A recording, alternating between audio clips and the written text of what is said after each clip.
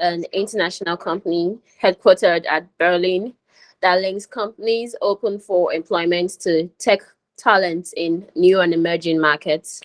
We also have a bi-monthly newsletters where we post about resources and job opportunities. That being said, let's dive into our meeting for today.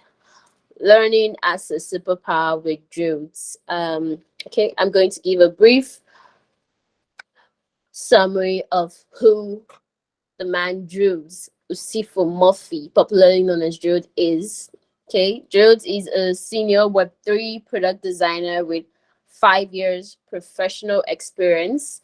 He specializes in helping early stage and Series A companies validate ideas and build impactful solutions through research and business design.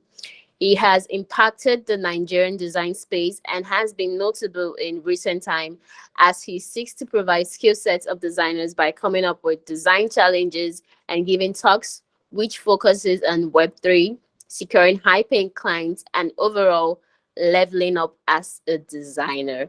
Druid runs a community known as Druids Alpha, where he mentors a lot of designers on their journey to becoming world class. And Druids is present with us here. So, Druids, good evening. Hello, good evening. Good evening. Thank you very much for having us. The stage is yours. Ah, okay. So, hello everybody, good evening. Happy New Year.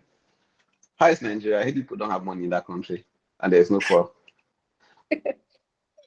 We are trying. Yeah, we are coping. Yes, I like asking how is Nigeria because I'm not around. When I come back, I'll join people in the sofa.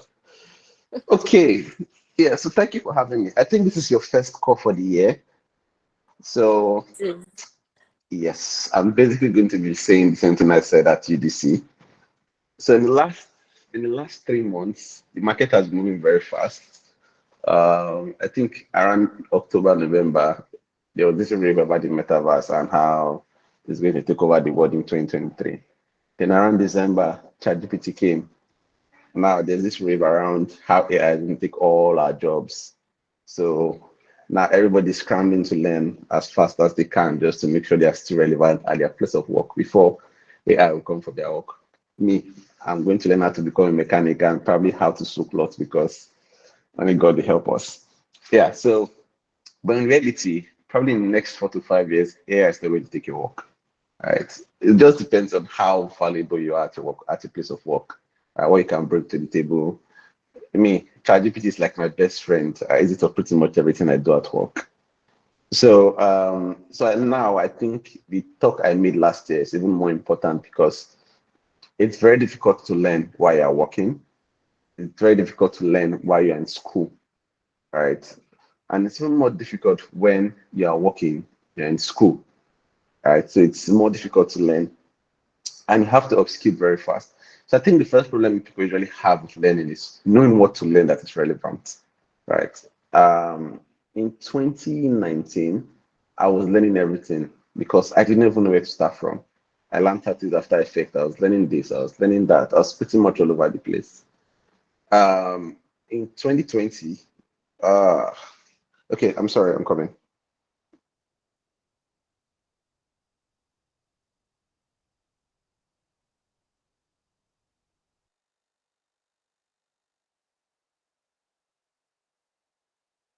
Okay, I'm sorry, I'm coming. I have to jump. Ah, so I'm sorry. So we had a time miscommunication. Or I had a time miscommunication with Eugene. I have a client meeting right now. I was hoping the meeting will not hold, right? But I have to jump into that. It's money matter, right? I'll make it back to you guys when I come back. Let me quickly discuss how much they're going to pay me then. I'll come back to the discussion. So I'm not talking to you and I'm thinking about money. So please, excuse me for like 10, 15 minutes. I'll be back. Okay, all right. Thank you. Thank you. Okay, guys, let's just hang in for 10 to 15 minutes and he'll be back to talk to us. Thank you very much for understanding.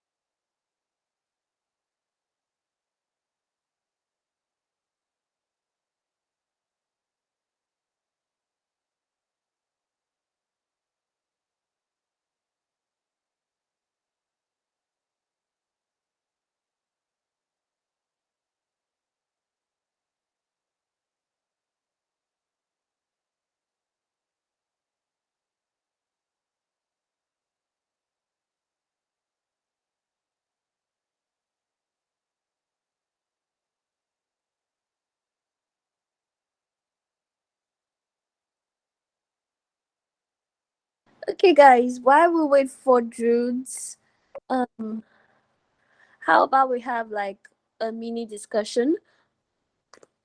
I wanted to, before we delve into the discussion, I'd just like to reiterate again what Design with EU is about for new members and people just joining in.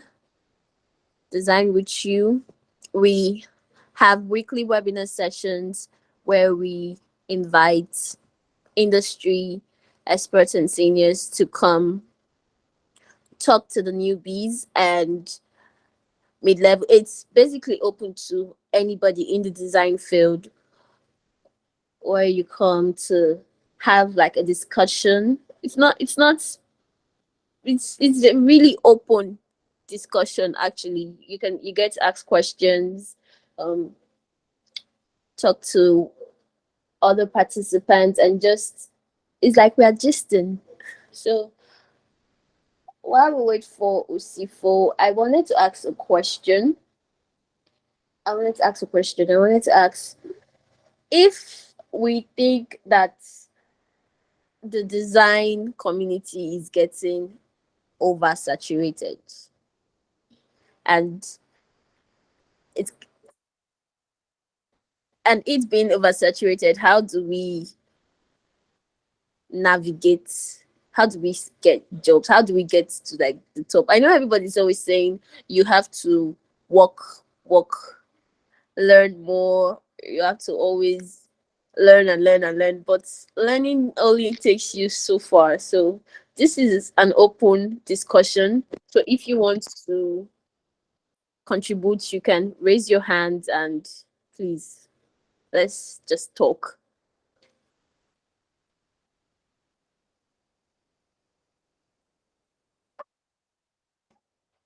Okay, Midi, please go ahead. Would you can unmute yourself. Yeah. Hello. Good evening, everyone. Oh, it's Mhm. okay. Good evening, everyone. Good evening. Yeah. So what I want to say is just your location. It depends on your location. Yeah. You can't be living in a rural area and be thinking about you wanna go international. So i- if you are going if you wanna break into, like, if you wanna dominate the in the design era, you can start from where you are, like, just meet up to someone like, hey, I can help you with this, and then from there they can recommend you. So that's all. That's what I can say for now. Okay, thank you. But I know of people that started from, permit me to use the same word you use, rural areas, and they got international jobs. So it's like, what I just really want to know is, does anybody also know what we, because I feel like there's so many advice online now of how, oh, you can learn and then you get a good paying job in the design world, abroad, and then you just start earning cool bucks. And I'm like, is it that easy? This step by step plan, does it really actually work, or it's just something that it's more I feel like it's more messy. It's not usually this straight paths of learn, apply and get. What I'm looking for is that something extra. That's what I'm trying to like get you guys. You guys, what? Okay, okay. We have lots of hands up. Okay, let's start with Kanye. Kanye, please go ahead. Then we'll move on to 11 verses and Obasi. So Kanye, please go ahead. You can unmute yourself and talk. Okay. Hi, good evening, everyone. To, I believe, answer your question, in my opinion, I think it as much as learning does play a role, I think luck is quite important. and we don't really acknowledge that yeah, two people can start at the same time, do the same courses, and one can just be luckier than the other. And luck in the sense of, you know, preparation, meeting, opportunity. So yeah, I think like just like you said, location, it may play a role, but it's not binding. You can be in a rural area, and also I guess eventually during Google, if you hustle hard enough and you get yourself in the right spaces, that might not just be physical, it might be communities like this one. But it's just making sure that okay, after you've done like 50 courses and you've posted online and you've been in the relevant communities and the right conversations, that you're just ready. You know, like a lot of people that they comment that okay, they got this 200K job. Yeah, it was after like the 250th application, but it was also because by that application, they had probably satisfied all the requirements and been in those spaces long enough that when the opportunity came, they were prepared. Not because they were necessarily better than the other person, but just because at that time it worked out. So it's just like, hustle till you make it, yes, but just, keep it in mind that you don't need every job offer. You only need one, So just keep trying, keep working, and streamlining the process. Because not also every course that, you need to really do. One course on color theory is probably enough to get you going, and the rest you can learn from experience. So I think there's no magic recipe, there's no silver bullets. It's just whatever works for you, in my own opinion. So Thank you. Okay. 11 versus 11. Please, you can unmute yourself and go ahead. Good evening, everyone. My opinion about the job is that, like Kanye said, luck play a role. Also, you have to work hard also, and the main problem a lot of people have is that they don't build publicly. They don't let people know what they are doing. They don't make use of social media. Like, no way people will know this is what you are into if you are not showing it. So with social media, you can get a lot of referrals and all. And about chat GPT replacing designers, I feel chat GPTs are tools. All the while, tools are to enhance productivity. So as a designer, you have to learn how to use it. I used to use chat GPT for my UX research instead of going through all the stress. So we just have to learn how to use AI tools to our productivity. Also, just keep applying. One day, it doesn't matter about the area you are, or what the company needs is what you can do. Show them you can do it, and your portfolio should be very. Your portfolio is in design space. Your portfolio is more important than your certificate. So your portfolio should contain everything you can do and show that you are competent for the position. Thank you. That's all I have to say. Thank you very much. Obasi, please go ahead. Obasi. Hi, good evening, everyone. Okay, I think Kanye and 11 have said a lot of valuable stuff, and they've gone as far as buttressing it to what you need to have to successful in the design field. Okay, I'm just going to add I think one point. With all this here, build your portfolio, post your work outside, and work hard, enhance your skills, be up to date. I think one thing we miss, especially here in Nigeria, is valuable connections. We need valuable, very, very good networking system. Just look for a way to network with people that you know that are going to help you to a large extent. Not just networking with your fellow designers, network with developers, with anybody you believe is in tech, because I think most people that actually do well in this particular field are people that somebody mentioned their name in a room where they are not in. So this particular feature networking is a very, very big tool that sometimes to an extent we're ignoring. It's not about you're an introvert or you don't like talking to people. We need to find a way to push, because truly the market is saturated, not as before where they come looking for you. I think now you're actually the one pushing yourself out there. So I think what we need to do is network. Yeah, Dio, enhancing your skills. With time, and you will know that before you even start networking, before you even start getting confidence in networking, you know you should be very good.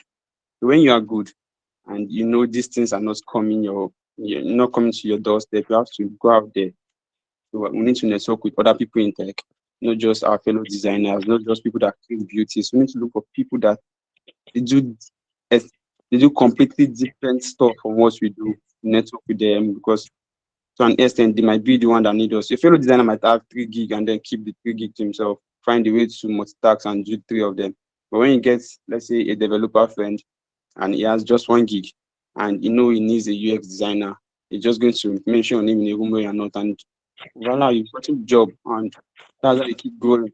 Because the truth is, once you start getting 4, 5, 6 clients, those ones will still mention your name in places where you are not even able to reach. So I think what we need to do is network more, amidst all of that things that we know we are supposed to do. Let us add networking, rigorous networking to it. I thank you. Very much. Okay, that was really insightful. For those of us just joining in, please, our speaker Druids jumped on a quick call and he'll be back very I'm back. Oh, soon. I've just been Oh, listening to you guys speak. oh, thank you. Okay. Yeah. Well, Druids is here with us. Okay, you can go ahead. Yes. Yeah, sorry about that. Okay, yes, very nice stuff. Yeah, I heard a lot about networking. I think the other guy mentioned something I like. Okay, but let me just go ahead then. I may chip in one or two bits on networking and finding clients and all those other things. I like talking about making money because I think I saw a quote in 2020 that it's always at the back of my head. Which is why I'm big on putting your work out there. My favorite meme would be a picture of that guy that uses tie that was tying somebody here in the market, right? Then they ask him in the video, we are post them. That post them is like my favorite quote because I've gotten gigs just by posting my work out there. I have like 2 gigs now in my hand because I think I uploaded 2 designs on my dribble, and clients saw that and they reached out to me on Twitter, right? So I'm big on learning and posting or just posting your work. You know, you think you are doing nonsense, always post your work. But come back to that. Yes, so learning. Now there's a whole lot for everybody to learn. I think as at early last year and 2021, it was design system. Everybody was creating design system, trying to build style guide. Now it's AI. People are trying to learn conversational design. People are trying to learn After Effects just to get better at what they are doing. Now, I don't think the market is saturated. People keep saying the market is saturated, but it is not.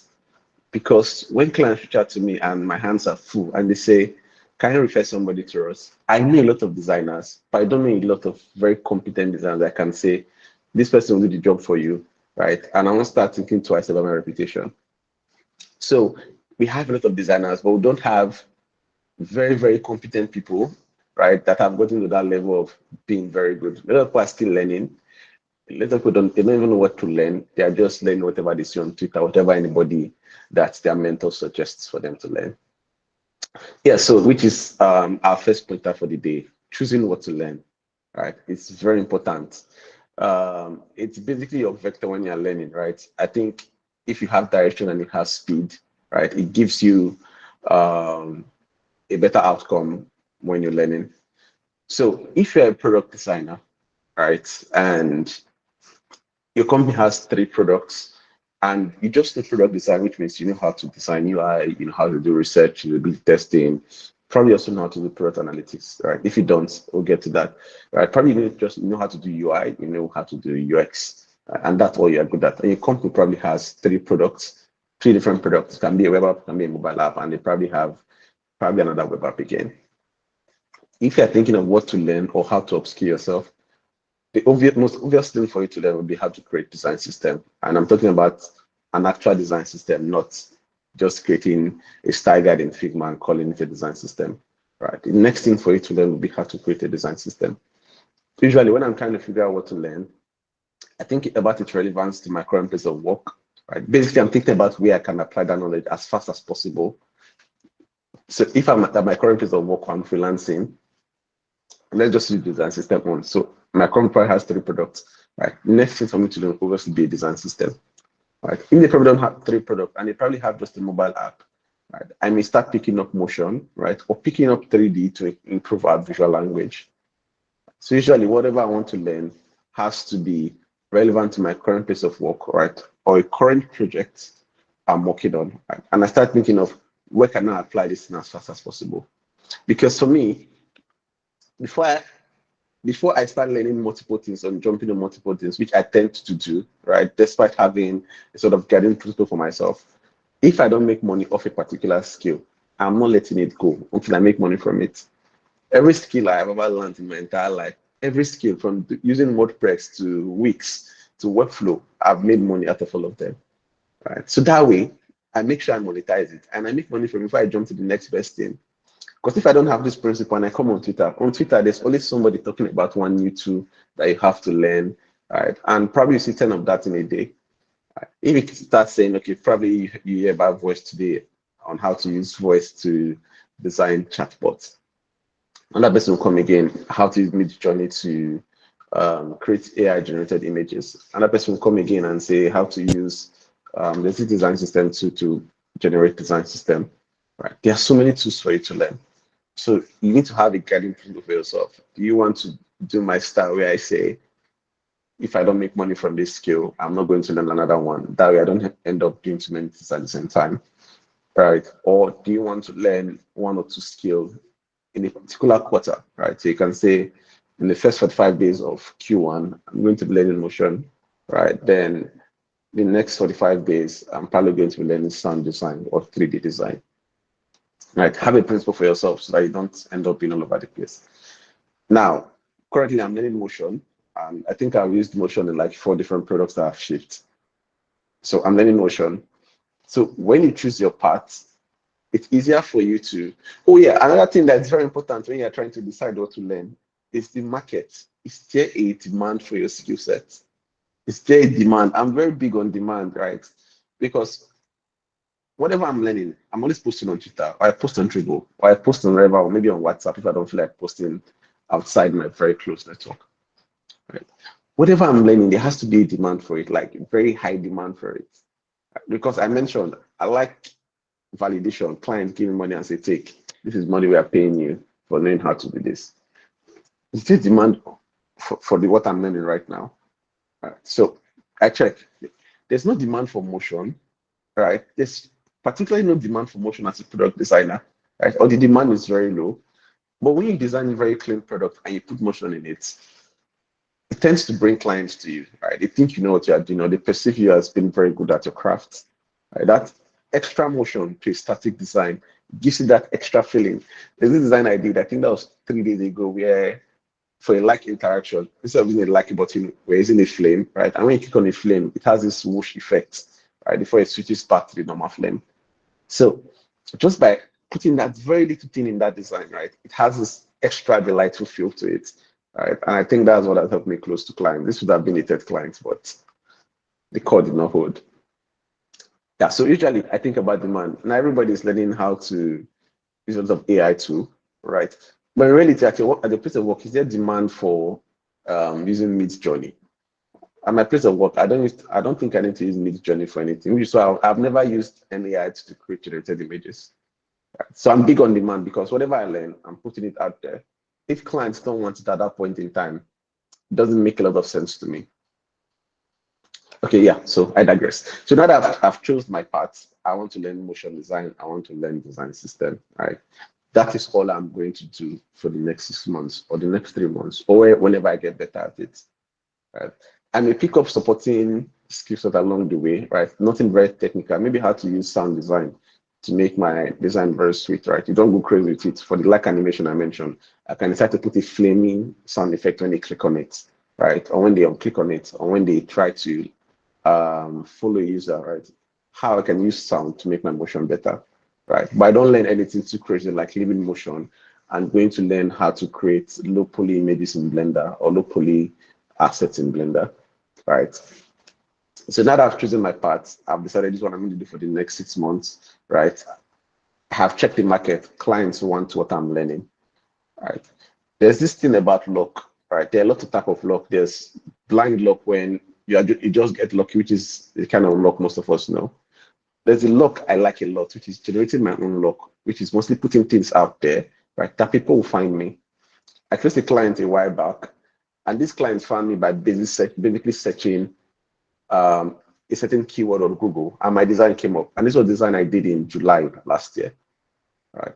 I got another client because of a design I did in 2021 that I posted on Dribble.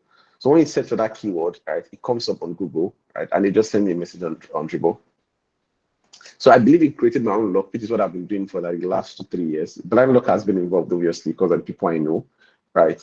But just by learning and doing, and learning and putting your work out there, you can create a lot of luck for yourself.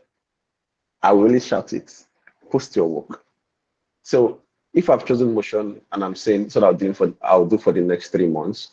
Now I want to learn by doing, which is not getting caught in that tutorial loop where you are learning and learning and learning and you're not practicing.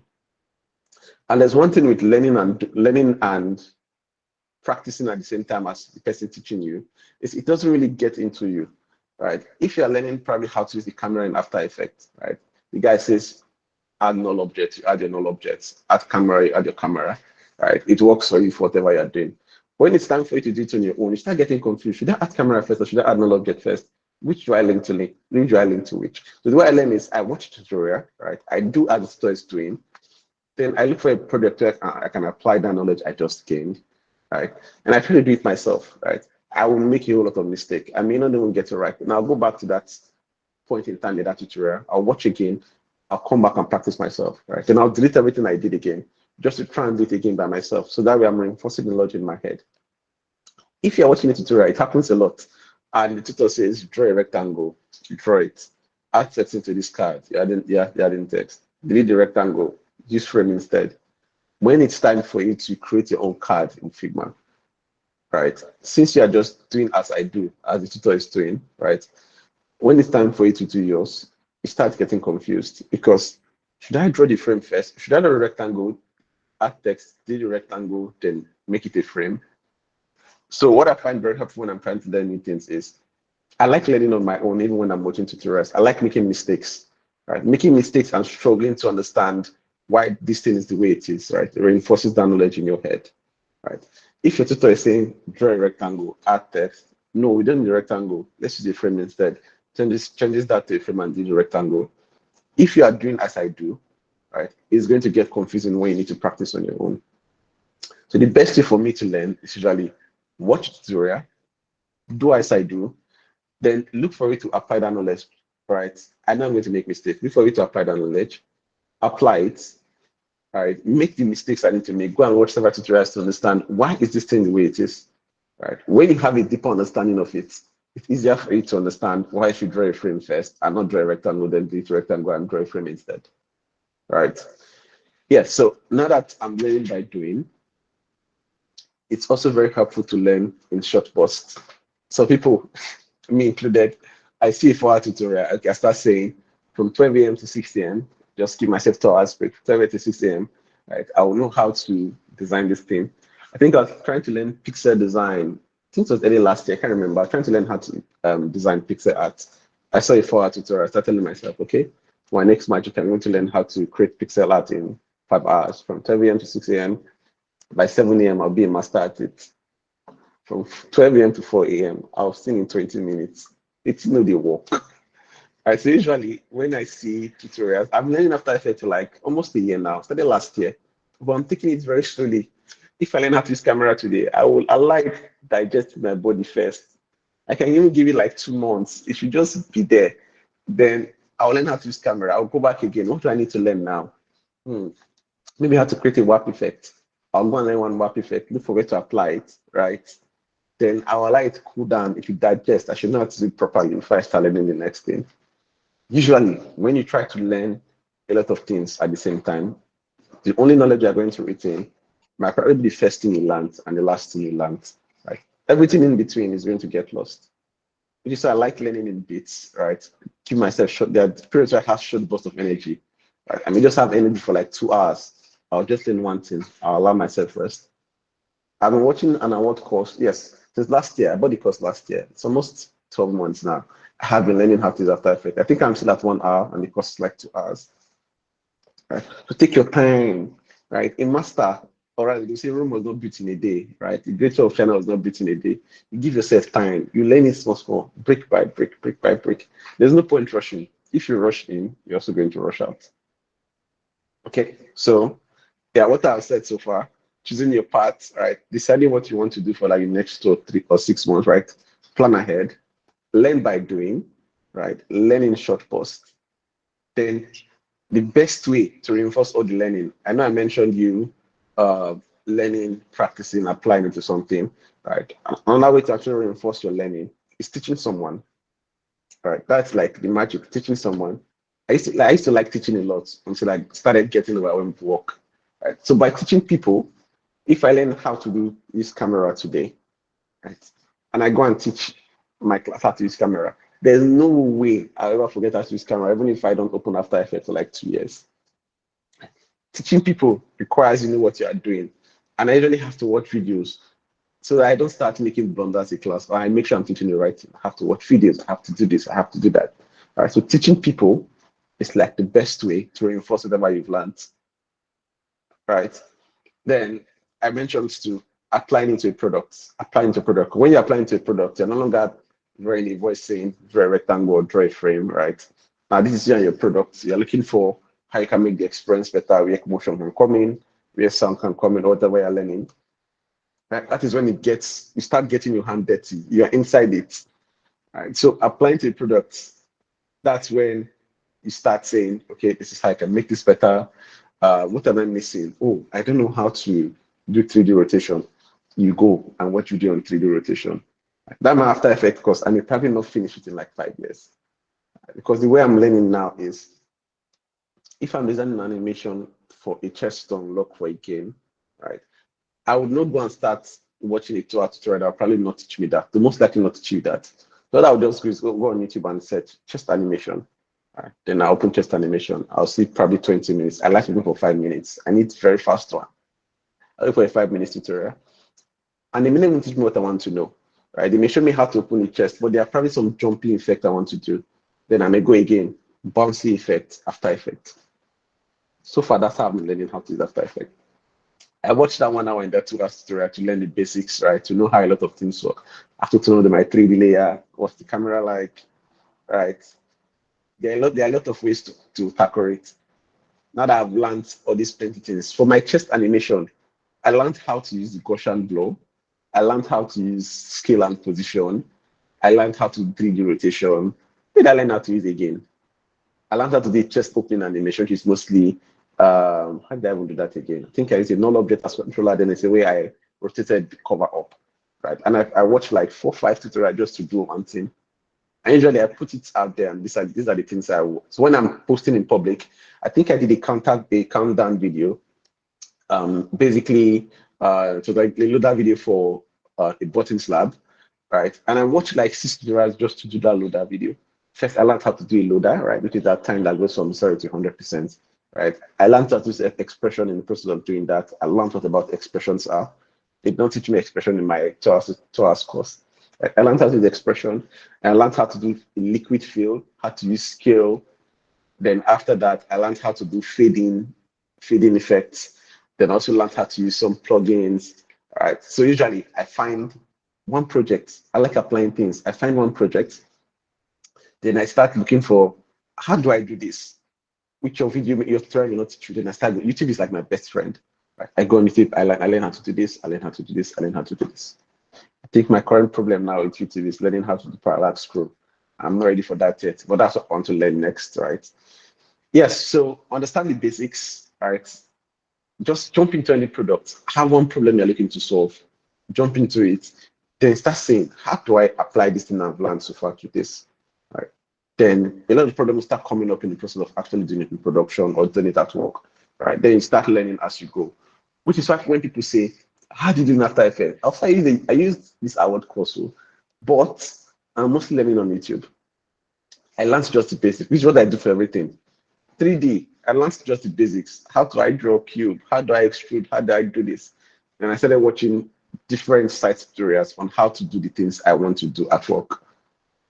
Yes, I don't know if that made sense. I felt I was talking very fast, but did you guys understand or understood what I just said? Yeah. Okay. Okay, yes. So Yeah, that's for the learning part. Yes, which is actually the boring part for me. Now let's talk about making money while you're learning all these things. Yes, so I've spoken about how whatever I'm learning, whatever you see me learn, I most likely get a gig in like the first 2 weeks, first 6 weeks of learning, right? Which is mostly just being passionate and talking about what I'm learning online, right? I'm usually very excited when I'm learning something, which is why whatever I choose to learn has to be something I know I'm going to like and not something I want to learn because it's trending.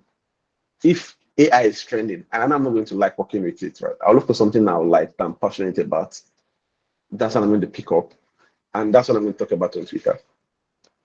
So first thing I do is, so like she mentioned earlier, I'm mostly doing Web3 related designs. If it's not Web3, it's games. I did automation for a while back in 2022, but right now I'm mostly doing Web3 and games. I look at the game industry, right? I look at the Web3 space. How do I combine Web3 and game, and how do I make it interesting? So right now, if you know of liquid staking, probably you don't know liquid staking, but liquid staking, let me explain. So there's something called liquid staking in yeah. Web3 space, right? So what I'm thinking of, so how do I combine game, Web3, and animation together, and motion together? I start thinking Lido probably has the biggest market cap, or it has the biggest volume when it comes to liquid staking, right? And I'm looking for a role in liquid staking, or in the Web3 space where I get to combine gamification, Web3, and animation together. But I'm thinking, what problem can I solve? What pet project can I embark on that would give me visibility? So I usually target the big guys. If I'm looking to do fintech, I look for probably you want to earn Naira, if you like Naira so much. You look for the biggest fintech company in Nigeria. Let's say it's Flutterwave. I don't know if it's the biggest. Let's say it's Flutterwave, right? Whatever pet project I want to embark on, right, will be aimed at Flutterwave. Not necessarily because I want Flutterwave to employ me, but I want their competitor to see what Flutterwave could do better. If Flutterwave don't give me work, their competitor is going to give me work. Or a smaller startup is going to come up and looking to gain a competitive advantage to give me work. So what I'm doing now for Lido Finance is, it's a pet project. I'm looking to gamify liquidity staking, right, using badges. The aim for that is to increase the number of people staking, right, and sort of reward them with badges. People like badges to give them this give them this reputation, and they're big on posting it, and probably earn so and so amount by staking, or this is how many points I've earned, and they can use that badge to probably get into communities or get into certain alpha calls or whatever reward those badges may have. So that's my current project: how to gamify liquid staking for Lido Finance, right, using badges. Then I'm not go in. So for these badges, how do I add animation to make it sweet? Note, I do not want Lido to hire me, right? I'm telling their competitors or other people that may want to come into liquid staking. Those are my target market. But by using a big name like Lido, right, they'll pay more attention to me. So now, okay, now there are 3 things I have to learn when I'm doing this. I have to learn gamification. I know that already anyway. I have to learn gamification. I have to learn Web3, and I have to learn animation. If you're in Nigeria and you're probably looking for a problem to solve, let's say you're in fintech, what problem are they having? It's usually this problem of fraud. Their biggest problem is usually customer support, right? Because you see the people complaining, CUDA support is bad. Their support is bad. This support is bad, right? If I'm looking to get into that space and gain attention, I'll say, okay, say Flutterwave, what can I do for them? I can design a chatbot, right, that answers their most common complaints. So now I may start doing research. Maybe it's the Flutterwave, maybe go on their Twitter post or wherever people are usually complaining, right? Gather the most common complaints, gather them. Now, the only new tool I need to learn, because I'm a product designer already, now, since I'm thinking of automation or creating a chatbot for them, there's a tool called Voice Flow. Voice, my voice, then flow. Voice Flow is like Figma. It's basically a drag and drop interface for you to create bots, right? So I can go into VoiceFlow and say, these are the most common complaints. These are responses we should give. If there are no answers to these common questions, right, direct them to another bot, right? That bot may not have an Alexa voice that has automated responses to most common complaints. For complaints that are not common, then you send them to customer support. So this way, even if you have 10 customer support catering to 10 million users, right, they won't have as much workload because they don't have so much repetitive or common complaint that have answers to already coming in, right? The bot can just pick that up. Now, the only thing I have to learn is voice flow. I mean, pick up conversational design, right? Now, I have an actual project. I know what I'm doing. Reduce customer support workload for Flutterwave, right? That way you can spin the statement anyhow. Reduce customer support workload, increase brand memorability, not brand memorability, increase brand. There's this word for when users love your brand. Increase brand whatever. This time I'm probably going to write the case study. Reduce customer support workload for Flutterwave to increase brand share or whatever phrase they're going to use there. Then the tool I'm going to learn is just voice flow. Now, Flutterwave may not hire me. Intersys will not hire me. But the other companies that are having chat support problem, right? They don't have money to hire 10 people to do support. Let's say they're paying each of them $250K per month. That's like 2.5 a month. In a year, they are doing around 27 million in expenses just to hire, to manage their support team. Now you can tell them I can cut this down half. Right? I can save you probably around 13.5 million, right? Using this bot. So you just have 3 people or 4 people, right? Every common complaints, you get answers to them and you send them there. If they don't see their response there, you send them back to the chat people. Right. So usually look for interesting problem you can solve in your space, right? Wherever industry you are, right? That is what you want to embark on. That's the skill set you have to learn. Now you see, we are doing it from the back, right? I'm not saying go and learn the skill set and look for a problem to solve. Now I'm saying look for a problem to solve, then learn the skill set while you're solving the problem. Right? It's more interesting that way because you're applying to an actual project and not just learning everything you see. Which is why I can't do a lot of things in Blender. I can't do a lot of things in After Effects, but I can do the things that my product needs. Right. Another one is you can look at healthcare, right? Other people are having problem sign up for healthcare. You can design a bot that uses USSD infrastructure, right? Now they can access healthcare by just typing 1, answering 2, right? Or they can just dial a bot, right? A voice bot that says, do you need the pharmacy? Do you need somebody to come to your house? You can just design problems around that and help them solve that, right? So my favorite approach is have the problem, think of a problem, right? Start thinking of what skill set do I need to learn to solve this problem. Usually, look for a problem that involves you just learning one skill set and probably at max learning 2, right? You don't want a problem that will involve you learning 4 skill sets. Now you're saying there's a problem with the metaverse in Web3. You want to solve it. I have to learn how to do design from here. You have to learn how to do 3D design. You have to learn sound. What else are you learning again? That's 3 already. Right. That's 3 things you have to learn already. So yeah, so I think that approach helps you a lot. Now you have this approach, you post your work. When you post your work on Twitter, when you post your work on Dribble, or you post your work on LinkedIn, it's very important you look at the time when you're posting your work. Right. So usually when I want to post my work and I need traction for it, and I know most of my audiences are in Nigeria, I start thinking of what time are these people, I think they are supposed to help you decide this anyway. What time are my followers mostly active? Because I need them to help me push. My design is like drug. I need people to help me push it. So I need people that will come, like, retweet, comment. So what time are they mostly active and what time do they interact with my post a lot? I think they say 2 to help you check this anyway. If it's 8 p.m. in the evening, that is when I'll post it. Now, these designers will not give you work, but they may retweet to potential clients, right? Or they may like it for a potential client to sit on their own feed. So what I'll do is, after posting, you want to get as much interaction as possible. If anybody comments, like all the tweets, like everything, reply all of them, right? So that way, somehow, the algorithm is going to rank you higher and a lot of people will get to see your post. And when you're posting, just don't just post like gamified staking for Lido Finance, right? You want to add more story to it. What problem are they having? How did you solve it? Tell that in the story, right? Then post it. Post them.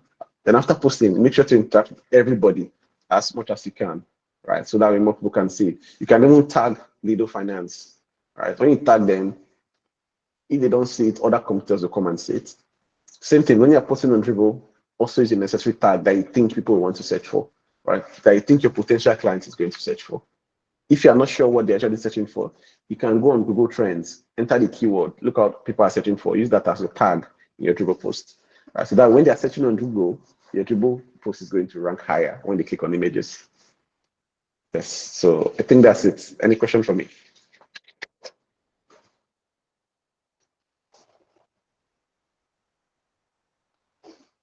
Hello.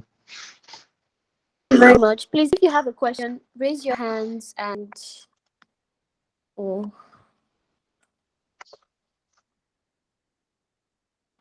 Okay, Faith, please go ahead.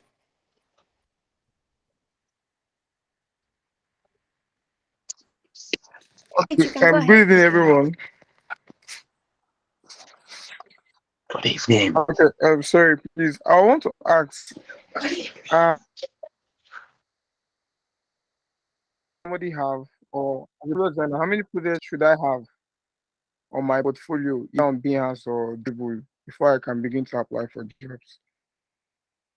Okay. Is he like, I was talking to a friend and he advised I should have like 4 projects, 2 case studies, and 2 screen designs and stuff like that. Like how many would you advise as a junior product designer? Okay, I've hired somebody that had just one design in their portfolio. The design was so good.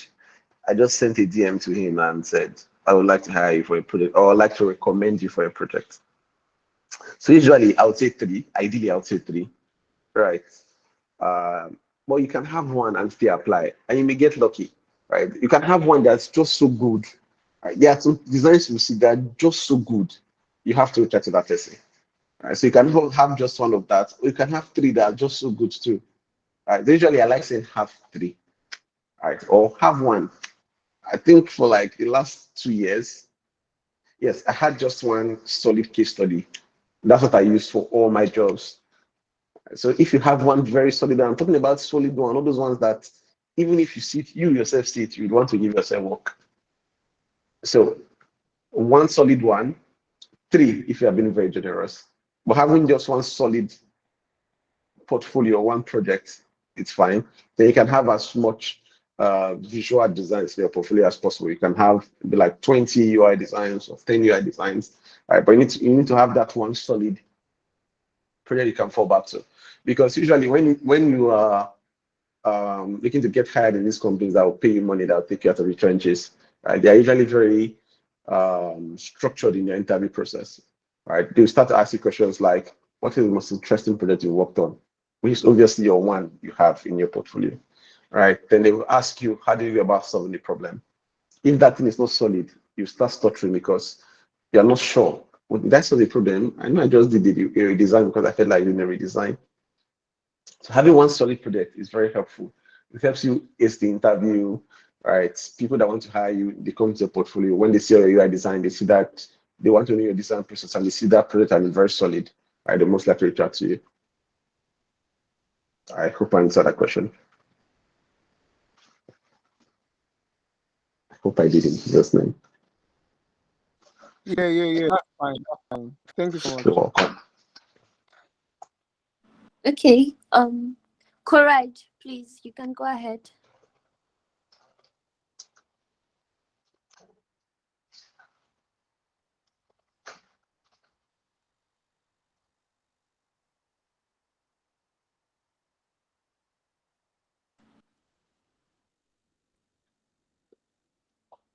Okay. Yeah. Good evening, everyone. Yeah, I want to ask, is it good as a designer? Yeah, I have about almost 2 years experience. So is it good to niche down to an industry? So it depends on you. The thing about niching down is, one, when you niche down, you get a higher pay. because a specialist will always charge higher than a generalist, right? But the thing with niching down is getting that your first job or getting jobs may be difficult, especially when you're just niching down in that industry. As a generalist, when I look at portfolio, I see fintech, I see healthcare, I see edutech, I see all the tech, right? And I have a project I want to work on. I'll most likely reach out to you, right? Because you're a generalist, you can work, can jump on anything. But the thing with generalists, when it comes to pricing, it might be a little bit difficult for you to charge the amount you are worth or the amount you think you are worth, right? You cannot charge, not as if you cannot, right? Maybe you're charging 10K to design a landing page for an edutech company, right? 10K USD, just to be clear. Probably charging $10,000 to design a landing page for an edutech company, right? They may not answer you, they may not take you seriously because there are other designers out there that probably charge the same amount of money. Right? If someone actually charge $1,000, someone charge 250,000 naira. When it goes below 1K, I like using naira. Someone charge maybe 250,000 naira. Right? And so pricing can be difficult, but you get a lot of projects. Except you are a generalist that have made down pricing. I've seen very few of them. But as a specialist, when they reach out to you and say you need to design a fintech app, because you know what you are doing, you know the possible problems they may have with their fintech app, and you know how to solve it, right? You're very confident when you're talking about pricing because there are not so many options for them to choose from. If they say they don't want to do it again, before they find somebody that has similar skill set as you do that can help them solve that problem, may be difficult, and they may not want to waste their time doing that. And usually, when I want to hire people, say I'm working on a Web3 project, right? I'm usually people that know how to do Web3 or they worked on Web3 projects before, because they cannot start explaining, or this project, they cannot start explaining the concept of how connecting wallets work, or how the flow looks like when you are trying to swap through a DEX and when you're trying to swap through a SEX. So these things either when you take into consideration when you're trying to hire talent, right? If I have a fintech company and all you'll be doing is healthcare, or you do healthcare and I have a fintech company, and I have two other people I need to talk to, probably one of them is just a healthcare specialist, and that's all the person I've been doing. I'll most likely pay more attention to the healthcare person. And because I know that this person can help me solve my problem, right, because of their proof of work, I'll give them more attention. Even when they're calling big money, I may start considering it, right? But if I have three generalists, I'll give them one price. All of them should start fighting for who would be the lowest, who would beat the lowest for me to choose from. So, which is why I'm big on specializing. Generalizing is good if you know how to do pricing a lot. I don't know if I answered that question appropriately. Yes, I did, sir. I did, sir. All Thank right. you, sir. You're welcome. All right, we'll take the last three questions, and that's all for today. Ido, please ask your questions. Okay. Good evening, everyone. Um, good evening, Uncle Muffin. It's nice to hear from you again this night, and I actually learned a lot.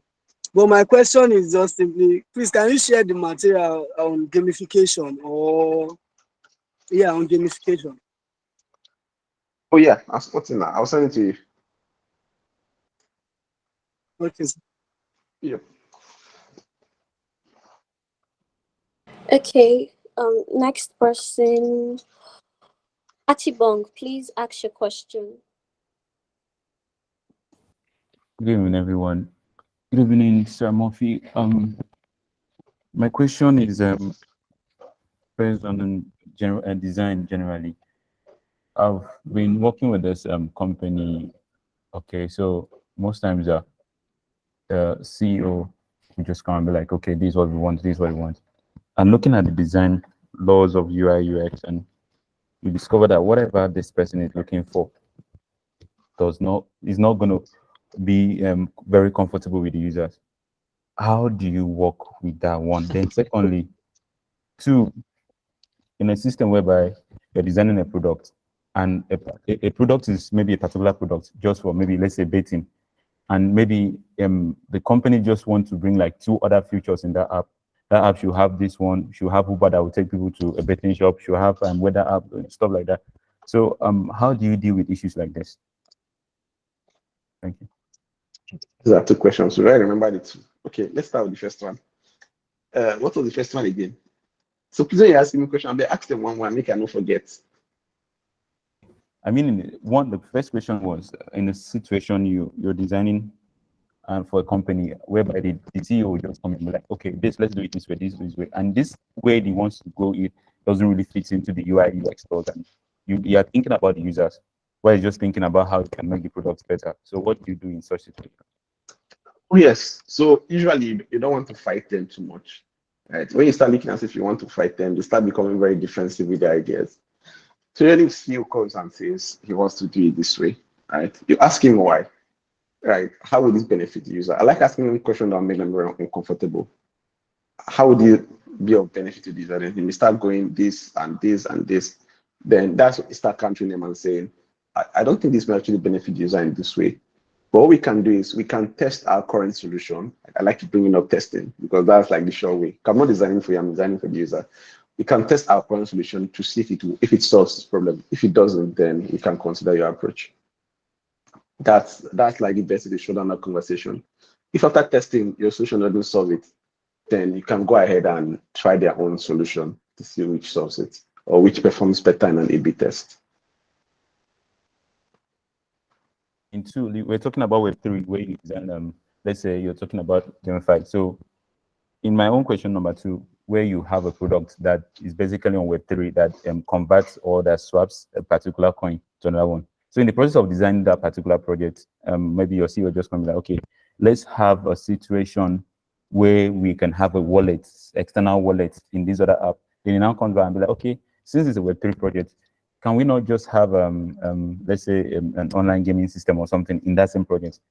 And I think that product is having so many things on it. I think the user might be confused to me, or I think I'm just trying to bring up something.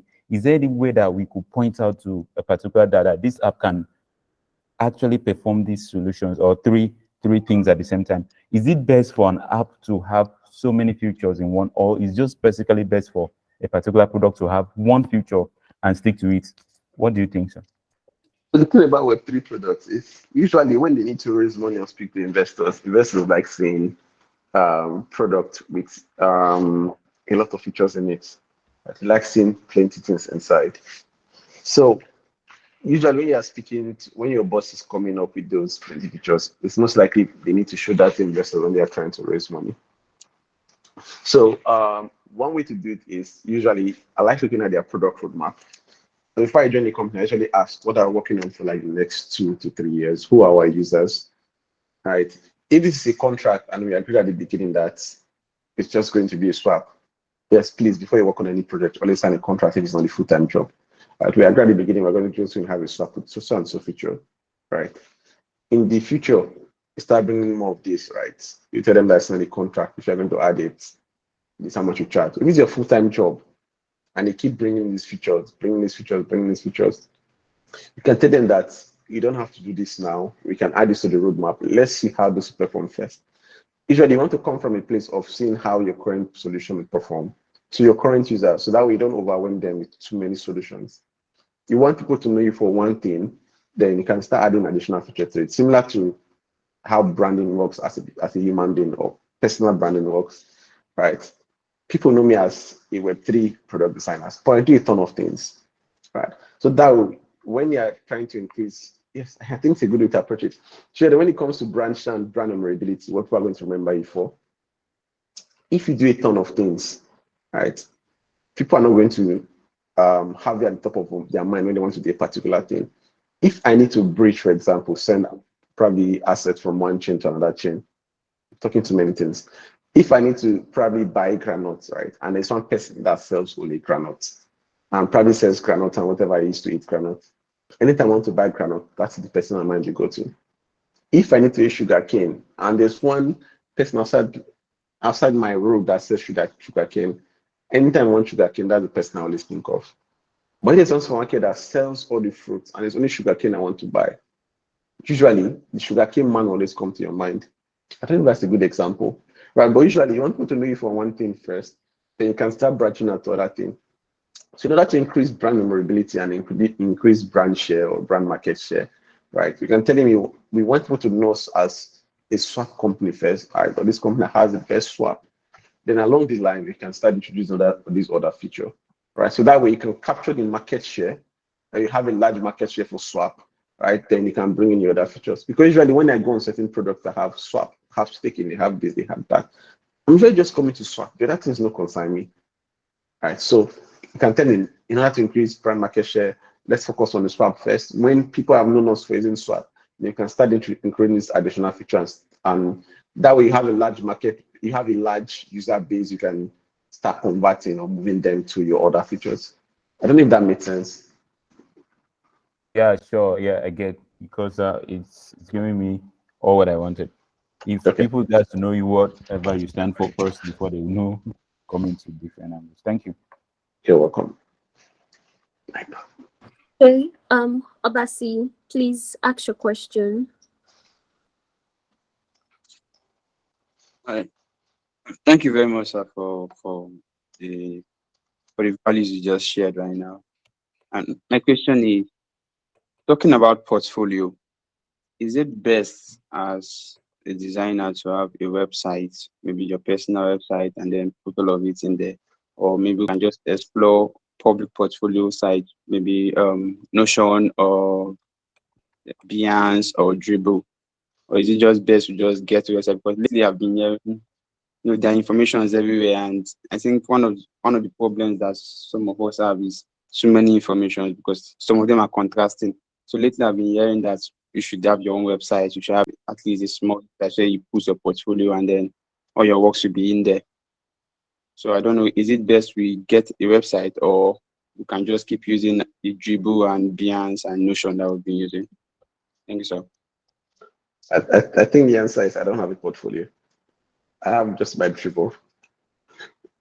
I think the reason I didn't have a portfolio is I did not have the number of case studies I wanted to have in my portfolio. All right. And I see no reason spending so much time trying to design a portfolio that there will be nothing inside it when I can spend that time working on designs I'll post on Dribble. So for the last 5 years, it has been Dribble. Oh, I used to have one. It did not used to convert. Well, I used to have one, tinder.locaman.ng.com.ng. I used to have one, right? But recently, it's just my Dribble. I love my Dribble. Instead of me thinking of how to design my portfolio, I'll just go on Dribble and design something and post. Sorry, go on Figma and design something and post on Dribble.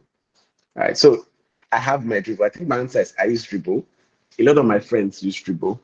And they're either lead designers at where they work, or they are head designers, or they are lead designers at Meta, right? Some design their portfolio in Figma, right? And the Figma link I'm usually sending to recruiter, and I'm trying to help them find roles. But me, it's my Dribble. I've not seen the reason to leave my Dribble yet. Maybe when Dribble starts giving me work. One reason I like using my Dribble is I'm usually getting clients from there.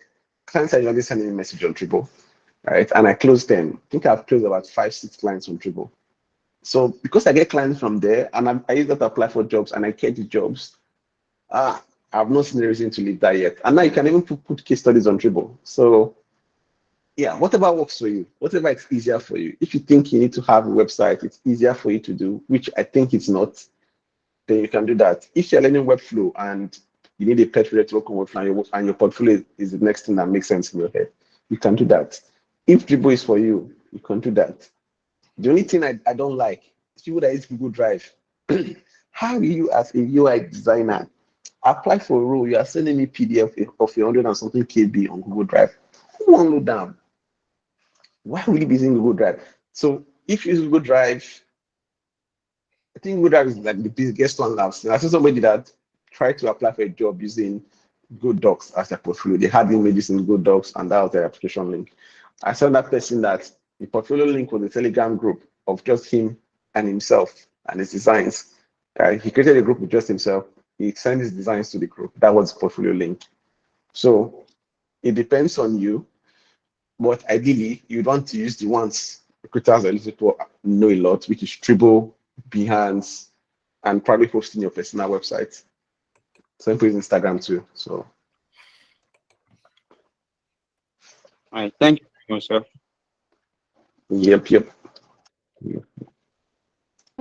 The last question. I'm sorry, Felix. I don't think we'll have enough time to attend to you. However, you can send your questions to our Twitter handle, and we'll Yeah, I think I Send it. can take Felix's question if it's very brief. You can add. Okay, all right. Okay. 11 versus 11 comes before first. So Okay. 11 versus 11. Please ask your question. Okay, thank you very much. What I want to ask is, thank you, dudes, for the time. What I want to ask is about the Web3 products design. I want to be a Web3 product designer, and I have the knowledge about Web3. Like I was in the field, I started learning designing during the bear market. So the thing, what I want to ask about is, as a Web3 product designer, do you need, because when I checked your portfolio, it was just UI designs. Like, do I need to have all these UX research, like in, because the ones I've been doing, I try to finish, I start to complete a full case study, like from the UI, UX research, the wireframes and all. Is it necessary in the web as a Web3 designer? That's what I want to ask. And also, how do you apply for jobs as a Web3 designer? Thank you. Oh, next questions. Yes. So, you need you need a portfolio, right? You need a case study, right? Because those my UI designers, they will help me get clients that want to do UI design. All right, mostly contracts, full-time roles. They would ask you what have you worked on, right? So that's where your portfolio becomes, your case study becomes important. So start asking technical questions around your design process. Instead of just going to that call and they say, what's the design process? We start talking about, I use the, what is popular policies when I interview them? What's the name? That one that has empathize, divine, and define, ideate. Design thinking. Yes, I hate the design thinking process. They just go on and on and on and on. And they're not actually telling me about their process. They're just calling something for me that I know already. So usually when clients say or hiring managers say, what's the design process like? I ask. Because what I'm trying to do is just make the process as fast as possible. Because after that, they're also going to ask you about your case study. So when they ask, what's your design process like? I say, okay, can I walk you through a project I've worked on? And they say yes. Then I start going. Had a call with business and customers, got problem statement, did this, prepare research plan, interview, surveys, did this, did that, got the solution, tested it, did A/B testing for two solutions to find performed well, this and that. I walk them through the entire case study, right? Instead of just going on and on and on and on and on, and you think you're memorizing something from the script, right? I just walk them through the entire case study. So having a lot of visual designs is good for your portfolio when you're trying to come into Web3. Why? Because most of the jobs I've had in Web3, they say, looking for a product designer. What they really need is a UI designer and a social media designer. You'll be working on a lot of social media designs if you're the solo designer for a Web3 company. The reason why they can do UI, design their landing page, design their app, also design flyers and banners when they have announcements to make, design flyers when they have Twitter spaces to do, right? Those are the kind of things you'll be doing. But for companies that value research, which is why I love your work, companies that value research, during that interview stage, they would want you, they want to know your design process, probably give you a take-home exercise to solve a particular problem for them, and most likely pay for that exercise too, right? So when you go into such company during the interview stage, your case study is very important, which is why I say having just one solid case study is enough. It's not if during your interview, you're going to start walking them through two design case studies you worked on. Right? Interviews are usually 30 minutes, 45 minutes to 1 hour, right? And that's enough time to walk them through just one case study. Right? So you can spend all your time creating one very good case study instead of spending your time creating 5 mediocre case studies. So, like I mentioned, I used one for like 3 years and I was getting roles back to back, getting contracts back to back. Now I'm having 2, 3 because I have no time to just plan and do things. But when I get on calls and they say, walk us through design process, is that one I was doing like 3 years ago, I'm still using now because it was very solid. Right. So having one solid one is enough for you to close most roles. But have a lot of visual designs in your people. Right. I like using this explanation a lot, right? I think of my designs the way I think of Bom Bom. Before you get attracted to a woman, right? You see whatever you want to see first. Probably she has a fine face. She like Bom Bom like me. She probably has a big Bom Bom. That's what's going to attract you to the person first before you start talking about character and inner beauty and those other things, right? So your portfolio is like that. Clients have to see a fine design first for them to get attracted to you. When I see a fine design, then I can start going through I can start asking about examples later. But designs have to be fine. If your design process is very good, and when it's time to design a solution, it's looking ugly, it solves the problem. But why is the design ugly? Right? So I have very fine case to that. My agenda for like the next 3 months is to get better at presenting my work. I do a lot of sweet stuff, but when I put it on Dribble, it's just there. Right? But recently, I'm learning how to use. I think the last 2 designs I posted on my Dribble, I'm liking them a lot. Before I go to bed every night, I open my Dribble, look at the design, I smile, and I go to bed. Right? Because I like the presentation I'm learning and how I'm doing them now. Right? So presentation is another very good thing. You can do something that's very fine, but when you don't know how to present and you just post it like that, it's just looking regular. Right? So have a lot of fine designs, then have one solid case study, and you should be good for a couple of years. You should be good. So I hope I answered your question. Yeah, you've Hope I answered it. did. And the job parts. Oh yes, so you can apply for roles on there's angel lists. You can apply for there's cryptocurrency jobs.co/design. I can send this link to you. I think I made a post with it on Twitter at one point in time. I can also try and look for Okay, that can for I you. text you Or on Twitter? yes, you can. Yes, you can. I think you can. You can. Thank you I'll very try and much. reply as soon as Send you a possible. message Yeah. now. All right. Okay. What next? Felix Afua.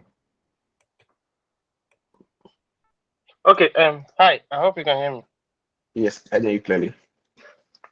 Okay, thank you. Thank you so much for taking this. And I only remembered because you mentioned the contracts. Sorry, I might be going a bit off course. So what I wanted to ask about is when you do client work, and obviously client they send their own, they make a contract. So do you prepare one for yourself? And if you do, what is it catering for? Like what is its content? Why are you doing what's the purpose for that? Oh, one is to make sure that they don't come back later and start adding extra scope of work into what we initially agreed on. Right? If you say I'm designing just a landing page for you, and probably want an additional page and an app for you for maybe 20K, for example. Right? You cannot come back and start saying you need this extra screen, or can we add this extra flow? I'll reference the SOW. So in the contract, I used to state that additional work will require additional money. My contract is like 5 pages. So you send the reader and you get 2 of us will have headache already in it. I cater for things like money, time, additional work, proprietary assignments, which means the work is yours, but I can post it on my portfolio. Each other thing I cater for. I can send you a template. I have like 2 contract templates. I have the one that's like 2 pages. I have one that's like 6 pages and 5 pages. So I can send you either of them, or I can send them to Eugene. And I think Eugene has one of them anyway. I can send them to Eugene, and Eugene can choose to share, because I don't think I have a lot of your contacts. So I can send it to Eugene and he can share to the community. So you let me know if you want the short one that you can read yourself and understand. If you want the longer one that you need your lawyer to read it for you to understand it before you send it to a client, and the client will need his own lawyer to read it to understand it. So everybody will have headache. Right, but I like the second one because it makes me look very professional. Very, when you see it, you say, this person knows what he's doing. He probably had the lawyer write this up for him. Right? I like the second one a lot. It gives all of us headache. You take at least a day or 2 to read it, and you have to actually read it, because if you don't read it, when time comes, I like referencing my contract. The contract said we'll do this for so and so. If it goes more than 6 weeks, you have to pay additional. We have to revise it, and you have to pay additional money, especially if you're the one delaying the work. Right? So these things have to be there. So that when they start moving mad, you can reference contract. When they don't choose to pay you, you can threaten with it sue. I have a client owing me almost, I can't say the money. Client is owing me so much money. But for that particular work, we did one job together, we did contract, he paid. Second job, we didn't do a contract. I used based on trust, and now I still wait on my balance. So yeah, always is a contract. Even if it's your father that you want to work with, your father should sign a contract. Even if it's your cousin, family members, friends and family, F and F, friends and family are the hardest people to work with. They are never satisfied and they always come back with more work. It's very important to have everybody sign a contract. I hope I answered the All right. question. Thank you very much. Yeah, yeah. I would prefer the long one if you can, please. Thank you very Oh, much. you want to have heard it too? Yes, sir, I want to edit. All right, I'll send it to you, Jane. I think we have one more hand up. Let me quickly take that, then it's good night.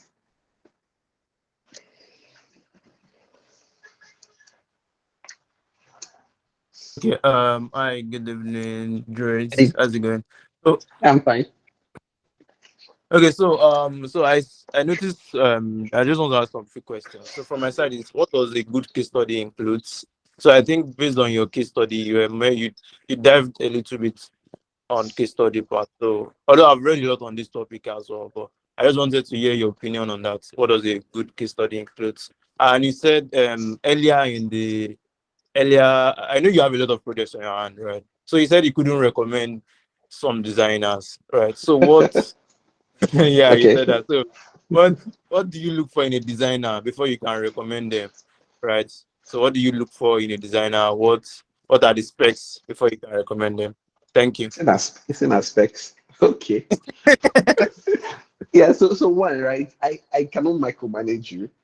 I don't like micromanaging people. I want people that I can depend on. I can say, okay, I need you to do this, solve this problem for me, take it and go. The next time I want us to talk is when you're ready the solution, then we'll review. All right. I have somebody working with me called Toby. I just give him a work. I say, okay, I need you to solve this problem, create a research plan, do the interview, do all the things you need to do. When you're ready, come back to me. And he comes back with a very structured work, right? And he's always carrying me along. If he's doing this, you say, okay, I may not reply in like 2 weeks because I suck at chatting on WhatsApp. He will send a message. Whenever I come and say, okay, Toby is doing this, then you send a message, I'm done with this. I know he's done with that. Then you also have to be very good at your craft, obviously. Right. Apart from not micromanaging, you need to know what you are doing. Right. When I look at this I usually look at what is the person using spacing well in their design. Do you know how to use colors? Basically, all the foundation for visuals, color, typography. Are these in grid? Why is this design falling off from this side and the other side they are this way? Right. I try to understand if it doesn't make sense. So you have to be very good at your craft, right? And you need to know how to own product ownership. Those are the things I usually look at for. And I don't do interviews. I look at your portfolio. I look at it. Is it very good? Oh, it's nice. I like what I see. And I'll send you a message and probably give you a task to do. I don't pay for the task. I'm very sorry. But I'll give you a task to do. Then when you come back to me with the solution, I also look out for speed. That is a cost on my part because I'm very fast in my design, right? So whoever I'm working with, whichever client I'm working with, they already have this expectation when it comes to the speed I am delivering work. I can deliver a landing page in a day if I'm in my element, right? And you, if you probably take 2 weeks to deliver a landing page, I may likely not hire you, right? Because I have set this expectation for clients that I can then get this done in a week. And if I'm hiring to work with me, you get it done in 2 weeks. I don't know how to communicate to the clients that are ready to the week. So look at for speed, being very good at your craft, and having product ownership.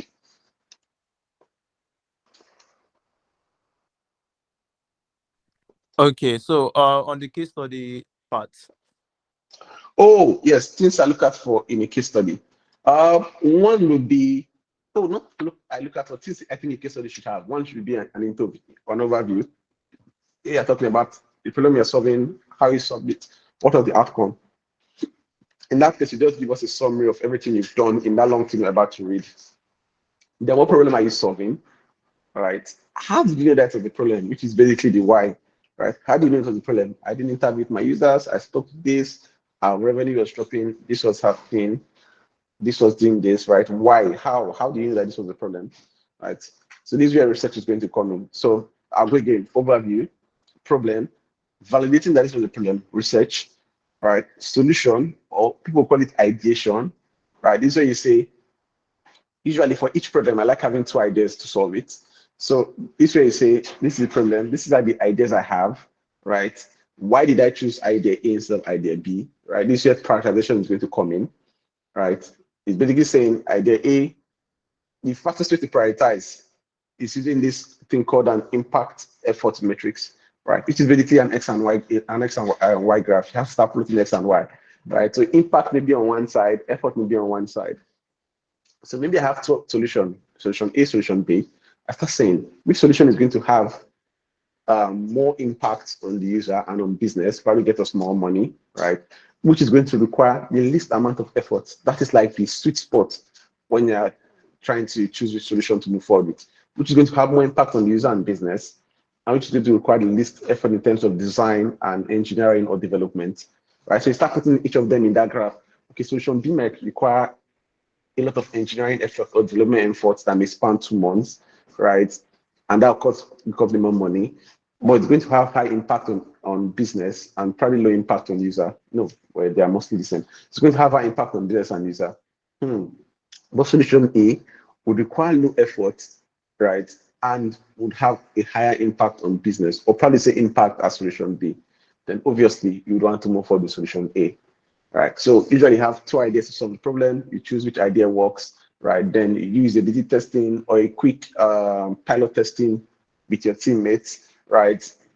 Check whether that's solving the problem. It's solving the problem. Okay, yes. What was the outcome of this solution? This was the outcome. Then you can start writing notes on how you want them to implement it. Do you want them to roll out the solution in full, right? Like completely revamp the app, or you want them to start changing things little by little? Right, then let them, then you can write the implementation notes, then you can have a final note on something reference linked to a prototype or whatever. All right, did that make sense? Or was I talking too fast? Yeah, I think that makes sense. Thank you so much. All right. Okay. Yes, I think we have come to the end of this session. Thank you. Thank you very much, Druids. And on behalf of the community, I just want to say thank you again. This has been really insightful. My book is filled up with lots of things. Okay. I think with that, we've come to the end of this session. You can find Druid's socials in the chat box and also our socials.